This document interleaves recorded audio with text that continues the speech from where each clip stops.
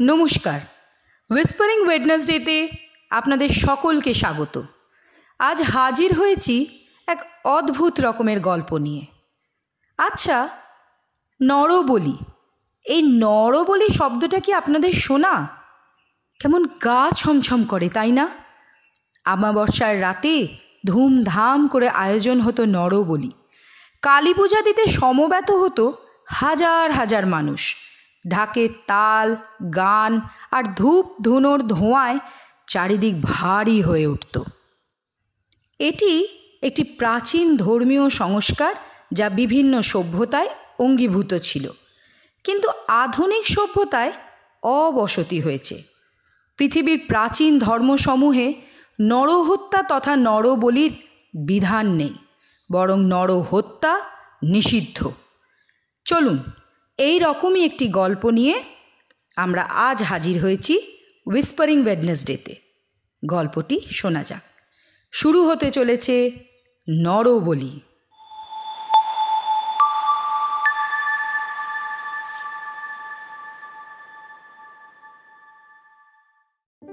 শহর পুরুলিয়া থেকে কিছু দূরে পশ্চিমবাংলা ঝাড়খণ্ড সীমান্তে ছোট গ্রাম কাটাদিঘি। তার কিছু দূরেই শাল সেগুন মহুয়ার জঙ্গলে ঘেরা ছোট্ট আদিবাসী বসতি বারুঘুটু। মূল আদিবাসী মুন্ডা আর সাঁওতালরা। বসন্তকালে পলাশের রক্তিমতায় চারিদিক হয়ে ওঠে রক্তিম। ভেসে আসে মন মাতাল করা মহুয়ার গন্ধ। নারী পুরুষ নির্বিশেষে সকলে মেতে ওঠে সারহুল উৎসবে। গভীর রাতে অরণ্যের মধ্যে থেকে শোনা যায় মাদলের দ্রিমি দ্রিমি দ্রিম দ্রিম আওয়াজ। প্রতি রবিবার সিংবোঙার থানে পুজো দেওয়া হয়।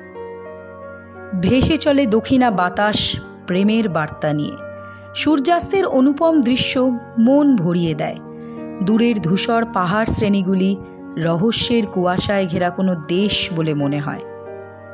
কিছুটা দূরে বয়ে চলে কংসাবতী, আর অযোধ্যা হিল রিজার্ভ ফরেস্টও খুব দূরে নয়।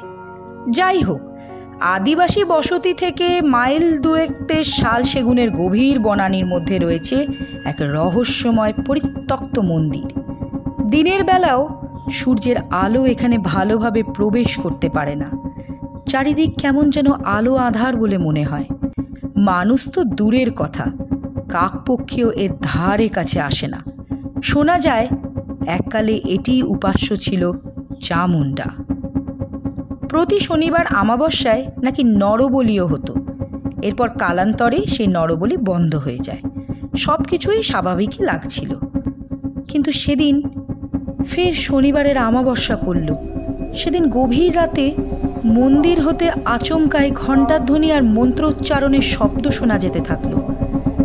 পরের দিন সকালে আদিবাসীরা চমকে উঠল যখন তারা খুঁজে পেল তাদেরই একজন সই মুন্ডা, যার মুন্ডুহীন সব আটকে আছে হাঁড়ি কাঠের সাথে, আর একদিকে ছিটকে পড়ে আছে তার মস্তক। সেই বিভৎস দৃশ্য দেখে কিছু সাহসী আদিবাসীও মূর্ছে গেল। সব সন্দেহের তীর এসে পড়ল পূজারী ঝিন্দারামের ওপর। ঝিন্দারাম সবাইকে বোঝাতে চাইলেন তিনি ভীষণ অসুস্থ, তাই সেদিন তিনি মন্দিরে যেতেই পারেননি। সন্ধেবেলায় যারা পূজা দিতে গেছিল তারা বলল সেদিন পুরোহিত অনুপস্থিত ছিলেন। মোড়লও বললেন যে ঝিন্দারাম সেদিন যেতে পারবে না, তার পরিবার থেকে জানিয়ে দেওয়া হয়েছিল। বসতির মানুষ তো শান্ত হলো ঠিকই, কিন্তু ঝিন্দারামের ওপর সন্দেহ থেকেই গেল। আর সেই সন্দেহ এক অজানা আতঙ্কে পরিণত হলো তখনই যখন ফের শনিবার আর আমাবস্যার সমাপন ঘটল। পরের দিন হাঁড়ি কাঠে পাওয়া গেল ঝিন্দারামের মুন্ডুহীন রক্তাক্ত দেহ। তখনও খাড়ায় লেগে আছে তাজা রক্ত। সহজেই অনুভব করা যাচ্ছে এই রক্ত কার। মুন্ডের চক্ষু বিস্ফারিত, চোখের তারার প্রতিভাত এক অজানা আতঙ্ক। সেই দিন মোড়ল নির্দেশ দিলেন এই মন্দিরের ধারে কাছে যেন কেউ না আসে। সেই থেকেই এই মন্দিরকে পরিত্যক্ত বলে ঘোষণা করা হয়। 200 বছর কেটে গেছে। আদিবাসী প্রধানের মেয়ে জেনেদ প্রেমে পড়েছে পাশের বসতির জুলতানের সাথে, কিন্তু তার পরিবার মানবে কেন? মোড়ল চান মেয়ের বিয়ে পাশের গ্রামের মোড়লের ছেলের সাথেই হয়। কিন্তু প্রেমই বা এসব ভেদাভেদ বাধা বিপত্তি মানবে কেন? অন্ধকার রাত, আবার সেই শনিবার আর আমাবস্যার সমাপন। শালবনকে মায়াময় বলে মনে হচ্ছে। রাতের আকাশে কালপুরুষ যেন রহস্য ঘেরা কোনো জগতের এক হাতছানি দিচ্ছেন। মাঝে মাঝে ভেসে আসছে জামঘোষক শিয়ালের ডাক, ভেসে আসছে রাত জাগা পাখির শব্দ। লাল মাটির অনুর্বর পথ ধরে হাত ধরাধরি করে হেঁটে চলেছে জেনেদ আর জুলতান। না, কারোর বাধা মানবে না তারা। এই আধার রাতেই তাদের পালাতে হবে দূরে, বহু দূরে, কোথাও। তাদের গ্রাম থেকে যত দূর সম্ভব তত দূর পালাতে হবে। পথের দুপাশে ঘন অরণ্য। হঠাৎ ভেসে আসলো একদল হাড় হিম করা হেরোলের ডাক।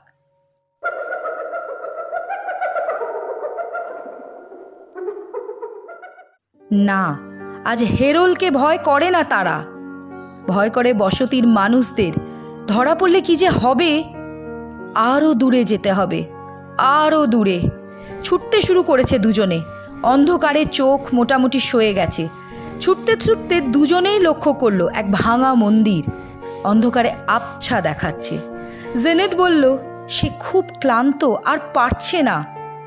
এমন অবস্থায় এক পরিকল্পনা খেলে গেল জুলতানের মাথায়। যেন মন্দির তো আছেই, ওখানেই রাত কাটানো যেতে পারে। অন্ধকারে সাপ কোপ তো থাকতেই পারে, তার থেকেও বেশি আতঙ্ক ধরা পড়ার আতঙ্ক। না, এর চাইতে মন্দিরে প্রবেশ করাই ভালো। পরের দিন সূর্যোদয় হবে সাথে সাথেই তারা পালিয়ে যাবে। ঠিক তাই হলো। কিন্তু সাথে সাথে পালাতে তারা পারল না, বরং সাথে সাথে খোঁজ পড়ল দুই গ্রামে। অনেকে খোঁজাখুঁজির পর তাদের পাওয়া গেল সেই পরিত্যক্ত মন্দিরে। তবে এক নয়, আজ সেখানে দুই রক্তাক্ত হাঁড়িকাঠ। ভাঙা দেওয়ালের এক প্রান্তে ঠেস দিয়ে দাঁড় করানো রয়েছে এক যুগ আগে রাখা সেই পরিত্যক্ত খড়গ, যা দিয়ে অঝরে ঝরে চলেছে রক্ত, সেই রক্ত।